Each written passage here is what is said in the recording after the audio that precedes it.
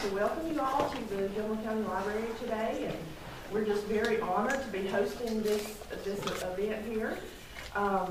It's been almost 10 years since we opened this new building here with the help of Speaker Ralston, and we have a long history with getting this project off the ground from early stages, planning stages, through the opening. And the plans at that time, and a lot of people may not know because you don't see it, but the plans were to have an unfinished basement for future expansion. So that's what we're going to be getting some money for to help with that. But I just wanted to say that thank you all for coming, and I'm so excited to hear about all of the projects that are going to be funded, and I'll just turn it over to Speaker Ralston. Thank you for being here. Thank you. Thank you. Well, good morning. Good morning. It got quiet because that's what a library it's really great to be here this morning and to share with you very, very briefly a couple of things I think are going to be important for the future of this community. And I tell people, we have all these issues that that get all this attention when we're in session every year. But there's only one thing that we have to do, and that's pass a budget. The rest of it, and I keep telling them I want to live long enough that one session we simply pass a budget and go back home, and without getting into passing new laws. But that's the one thing that we're constitutionally required to do, is to pass a balanced budget, and I've been very happy that we've been able to do that in the years that I've been honored to be in this position, and we've done it without raising taxes, and that is significant now when you look at the experiences of other states that are having special sessions this summer because they can't agree on a budget. And if they can agree on a budget, it usually includes significant tax increases. So we've been able to avoid that. And we've also been able to do something else I'm very proud of. And I know that a lot of this is kind of maybe dry, but it's your money we're talking about. So, we have in Georgia, we've been one of only 8 states that have retained a AAA bond rating with the bond analyst on Wall Street.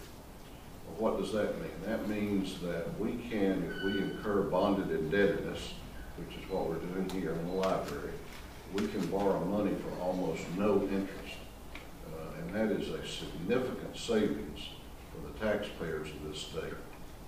The other thing that it means on a more subjective level is it means that people who have no political axe to grind here or no agenda in this state who look at objective criteria have looked at the way we manage our dollars here, and look at the way we budget and how we prioritize and look at our tax structure, and they think we're doing a pretty good job of being responsible, conservative stewards of the people's money.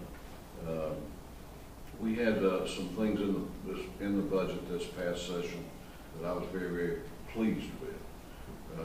We found out the session before that even though we're ranked the #1 state in the nation in which to do business, that our state law enforcement personnel were paid $49, which I thought was shameful, actually. So we set about working with the governor and the Senate and came up with a 20% pay increase for our certified state law enforcement personnel. And I was very, very pleased that we were able to do that. And in addition, we did some teacher pay raises. One of the things, a budget for government, as Chairman Parris knows, and others that have been in government, sort of says a lot about what your priorities are. And I am happy to report that we're spending 62% of Georgia's state budget on education, which means that we believe that investing in education is a smart and wise thing to do for our future as a state, and I hope we can continue that. I'm here today, though, to talk about two other things that were in the budget that I'm pretty pleased with.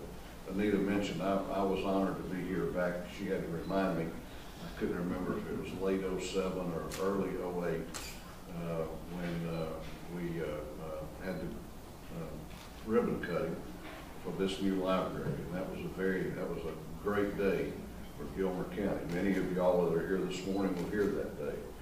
I was here that day, and it was a great occasion that we were able to open this really wonderful facility. I know we were all happy about that, and Anita and I were reflecting. You know, libraries, we have criteria for how they are prioritized. Every community wants one, but at the end of the day, there's a lot of political leapfrogging that gets done, and so we did a little leapfrogging back then, Anita. We did a little leapfrogging on this money too, by the way. But I'm happy to report today that this library was funded for $250,000 in this budget year to make improvements to existing basement space for expanded use. As a central gathering place for the community, the architectural integrity of the building will be enhanced to utilize all available space. And the completed space will be used to host a variety of classes and programs. I've often said that a library in a community like this is it is a gathering place. It's not only a place to come check out books, but it's a place to meet, have classes, and to bring young people and introduce them to learning and to reading. And this will enable Heath and Anita and all the great staff here to do an even better job than they're doing now. And so I'm happy about that. But we didn't want just to help the mind. So we're going to help the body. And I'm happy Kevin's here today because he came to me with an idea for a project, and we took a look at what we could do to enhance the river park. You know, the LJ River Park provides accessible recreation and wellness opportunities for this entire community and has for a long time.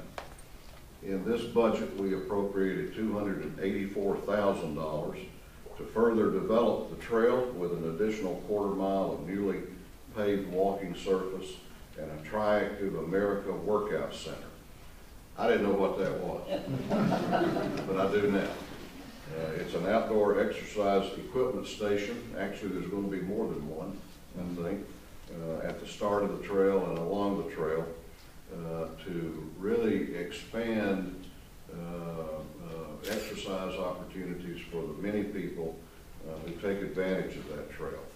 Enhanced lighting and landscaping are planned to improve both the safety and aesthetics of this Gilmer County green space through a partnership with the Department of Natural Resources. So I'm very happy to announce both of those items today. I'm also happy that the Department of Natural Resources has really been a great partner. They partnered with us on the Clear Creek ball fields a couple of 3 years ago. They're coming back up in a few days to look at another project that I hope we can talk about sometime down the road. We're not quite there yet, but they really have been a great partner, and I know that I speak for both Chairman Parris and myself, and we say we appreciate the great support they've given and the great interest that they have shown in this community. And I think that says a lot about them and a lot about you. So I'm happy to be here today, happy to share news about a couple of things I think will add to the quality of life here. And I'll be happy now to answer any questions that any of you may have. The only subject that's off limits is the health care bill. I don't have a clue, nor do they. Any questions?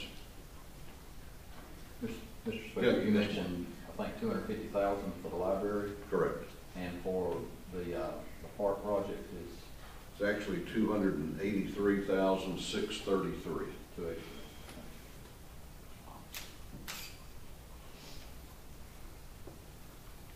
I think I thanked Anita and Heath for their help, and they came to visit with me at the Capitol back during the session, and gave us great information for us to have on the library part of the project. And Kevin's been a great partner from the Park and Rec Department, and I appreciate his good work and the support he's given not only me but my staff.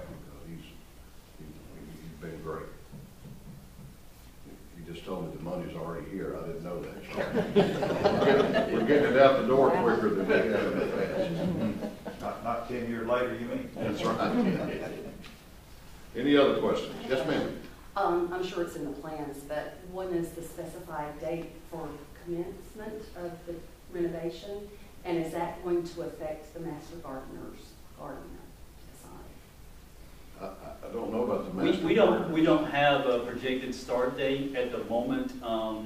The best estimate that I could give you would be within the next 2 or 3 months is when it should kick off. And no, it should not affect the master gardeners. Are you specifically talking about the garden itself? Yes. No, anything whatever construction happens, it will not affect the garden at all. It will not, it's not going to invade in that spot. That's a beautiful, peaceful spot. It might even be a little longer than 2 or 3 months, and I'll tell you why. The budget actually has 2 kinds of money in it. It has the general budget, which is the Park and Rec money, and then the library is actually a bond, which we have to sell bonds. And sometimes that takes a few more months longer. So that's why we don't know a projected start date. But I think given this amount of money, I'm hoping that will come fairly quickly in the bond selling project or part of it. Yes, sir. You said the library was on a bond sale. What was the interest on that bond? We don't know till we sell them. We take bids, the state does.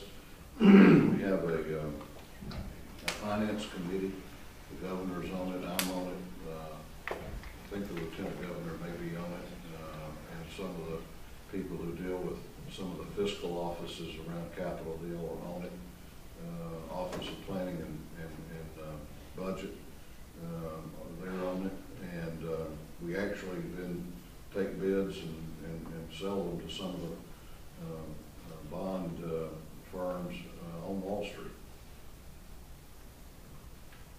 David, I just want to say thank you for the education budget and the pay raise, which has been many, many years.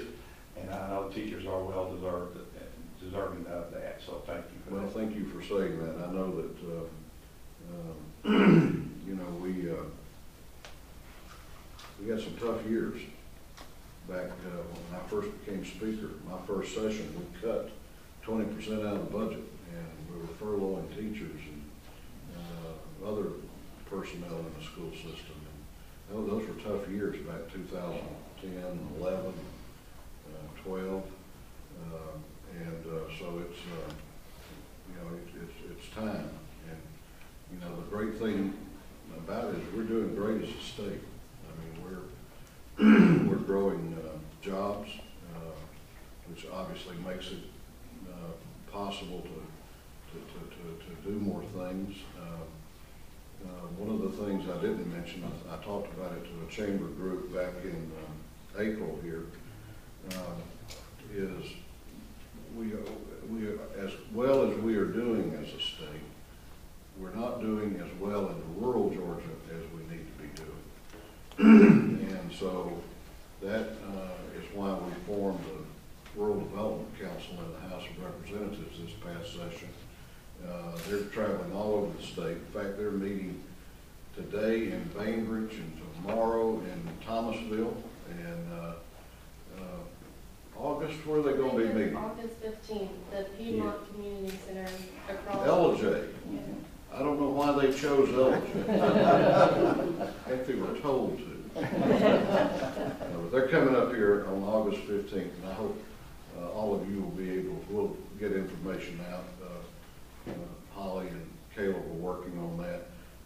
We have about 24 or 25 House members on that council. And this is not people that, you know, these are not members that I put on there to give them something to do. Sometimes we do that. But this was people that I put on, because these are the best. These are the top leaders in the House. And they have a passion for this issue as I do. And so we opened it up back in May with our first meeting in Tipton, and they went to Toccoa a few weeks after that. They're in deep southwest Georgia today and tomorrow. They'll be here, and they're going to do a 2-day here in Dalton in August, and they're interacting with local government people, people in the school system, community leaders, civic leaders, health professionals, and small business owners, to find out what we can do to revitalize and make it attractive to do business in and move to rural Georgia. I'm excited about the work that they're doing, and look forward to seeing what their recommendations are after they interact with Georgians. Any other questions?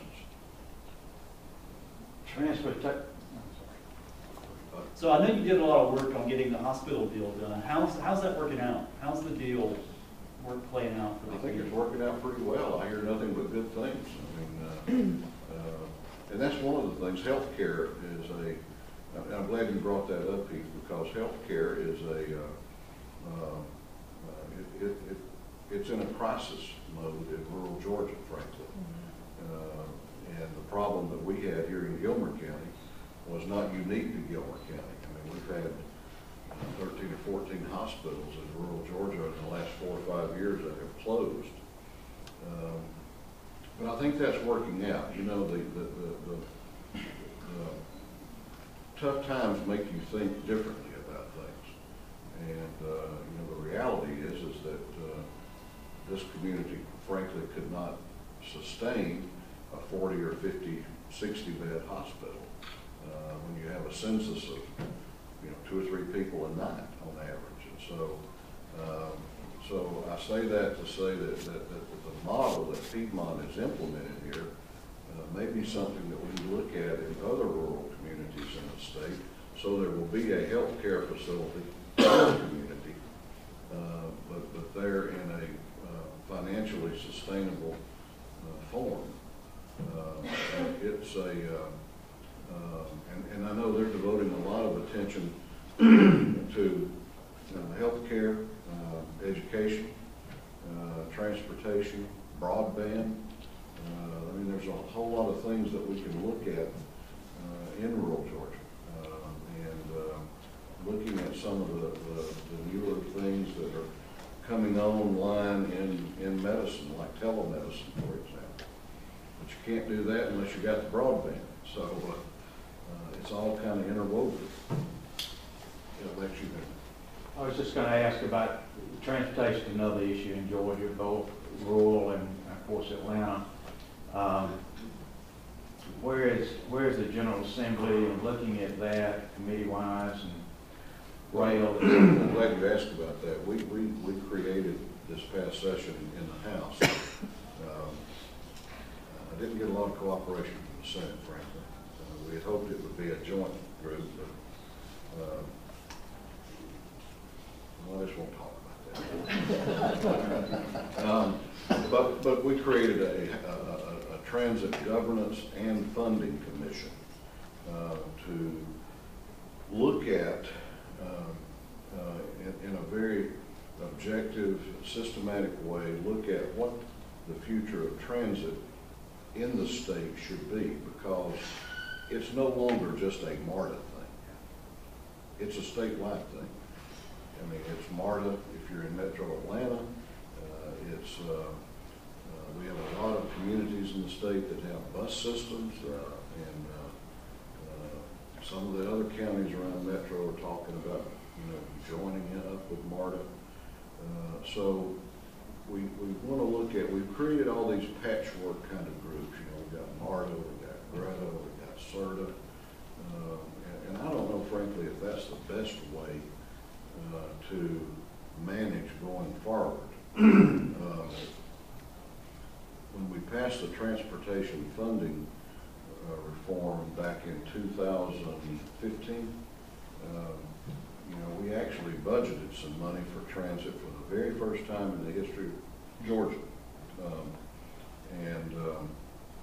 So I don't know if there's going to be a future for the state to do that. But the reality is this. I mean, a lot of people say, well, I don't want to pay money for Atlanta to have MARTA. Well, it's not just kind of that anymore, because you're paying, we're not paying, but we're asking ourselves, do we want to make some investment? Because that brought Mercedes-Benz to North Metro. It brought State Farm to North Metro. What was that, about 5,000 or 6,000 jobs? I suspect there will be people from the House district I represent that work at those places.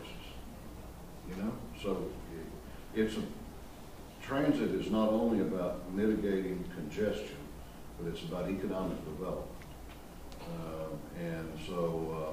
But this group started, they launched their meetings back in late June.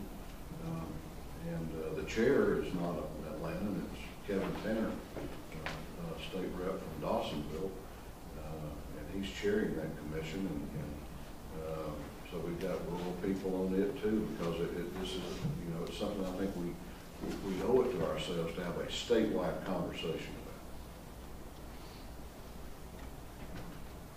about. Any other questions? Yes, ma'am. Back to your rural development committee, are they addressing specifically how to get workforce into the area? Yes, yes. I'm selfish in that I'm HR manager at Pilgrims, and we have 100 jobs open, and we can't find anybody to work.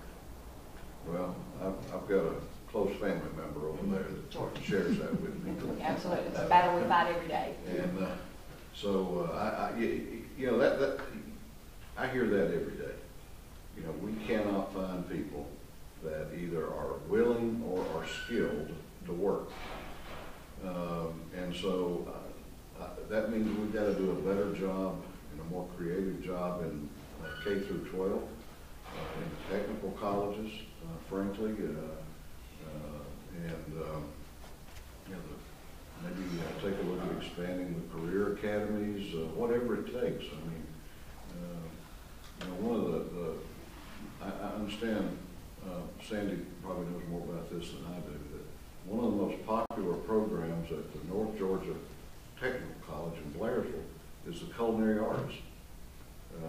And I don't know if y'all been to downtown Blue Ridge lately, but we got a few restaurants up there, and they're turning them out up there.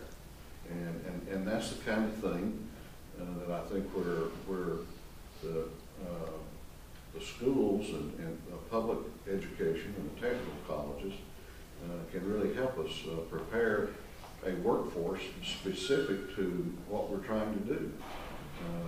And I think we have to recognize that we have some real challenges in preparing a workforce that's ready to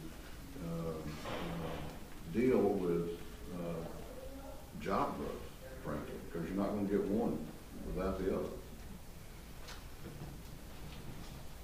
And UNG's doing a great job. What's the enrollment up to? We should be about 150 for fall. Wow. Any other questions, comments? Well, if not, thank y'all for letting me visit with you, and please know that my door is always open. If you have ideas, questions, or we can be of service, it's an honor to represent you down at the Capitol. It's even better when I get to come back to the community. So, thank you very much.